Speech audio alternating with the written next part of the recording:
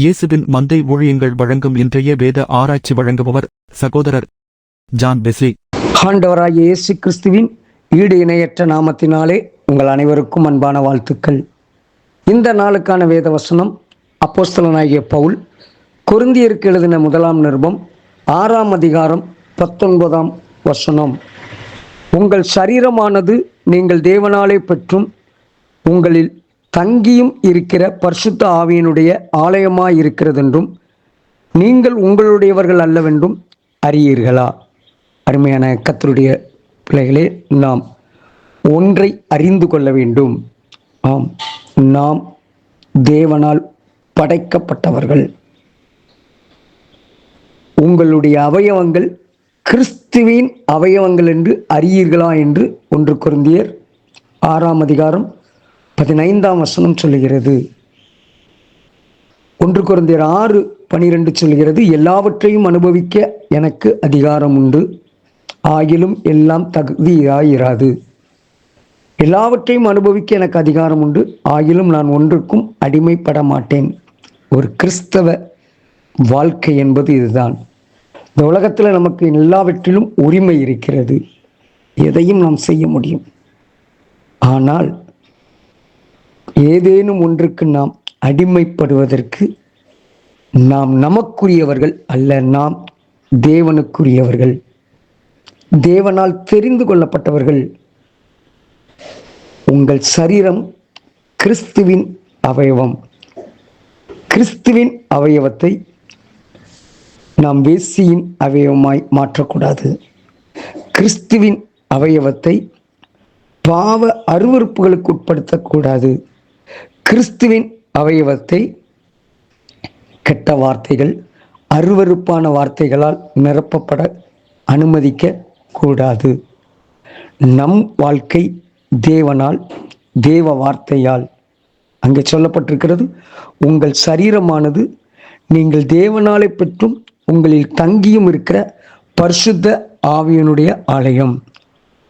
ஒருவன் பரிசுத்த ஆவியினுடைய ஆலயத்தை கெடுத்தால் அவனை தேவனை கெடுப்பார். நீங்களே அந்த ஆலயம் என்று சொல்லி 1 கொரிந்தியர் 3:17 சொல்கிறது. நீங்கள் தேவனுடைய ஆலயமாயிருக்கிறீர்கள் என்றும் தேவனுடைய ஆவி உங்களில் வாசமாயிருக்கிறார் என்றும் அறியாதிருக்கிறார்களா? நாம் அறிந்து கொள்ள வேண்டும், நாம் தேவனுக்குரியவர்கள். நம்முடைய சரீரம் தேவனுக்கு உரிய சரீரம். ஆகவே தேவனுக்குரிய சரீரமாகிய இந்த சரீரத்திலே வீண் வார்த்தைகள், அநியாயம். ஏனென்றால் அநியாயக்காரர் தேவனுடைய ராஜ்யத்தை சுதந்தரிப்பதில்லை என்று அறியீர்களா? 1 கொரிந்தியர் 6ஆம் அதிகாரம் 9ஆம் வசனம் சொல்கிறது. அநேக இடங்களிலே பவுல் கொரிந்தியருக்கு எழுதும்போது அறியீர்களா, நாம் அறிந்து கொள்ள வேண்டும். நாம் தேவனோடு கூட காணப்பட வேண்டும். தேவனால் சொல்லப்பட்டிருக்கிற வார்த்தைகள் நம்முடைய உள்ளத்திலிருந்து புறப்பட வேண்டும். இந்த சரீரத்திலே தேவன் வாசமாய் இருக்க வேண்டும். தேவனுக்கு பிரியமில்லாதவன், வசனம் சொல்லுகிறது 1 கொரிந்தியர் 8ஆம் அதிகாரம் 3வது வசனத்திலே, தேவனில் அன்பு கூறுகிறவன் எவனோ அவன் தேவனால் அறியப்பட்டிருக்கிறான். ஆகவே நாம் தேவனுக்குரியவர்கள். இன்னும் 1 கொரிந்தியர் 6ஆம் அதிகாரம் 20வது வசனம் சொல்லுகிறது, கிரயத்துக்கு கொல்லப்பட்டீர்களே. என்ன கிரயம்?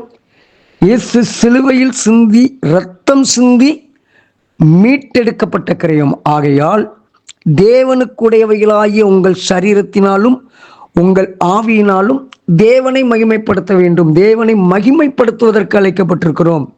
எதினால் மகிமைப்படுத்த வேண்டும்? கிரயம் கொடுத்து மீட்டெடுக்கப்பட்ட சரீரத்தினால், நம்முடைய வார்த்தைகளினால், நம்முடைய ஆராதனைகளினால், நாம் பேசுகிற ஒவ்வொரு பேச்சுகளினால்.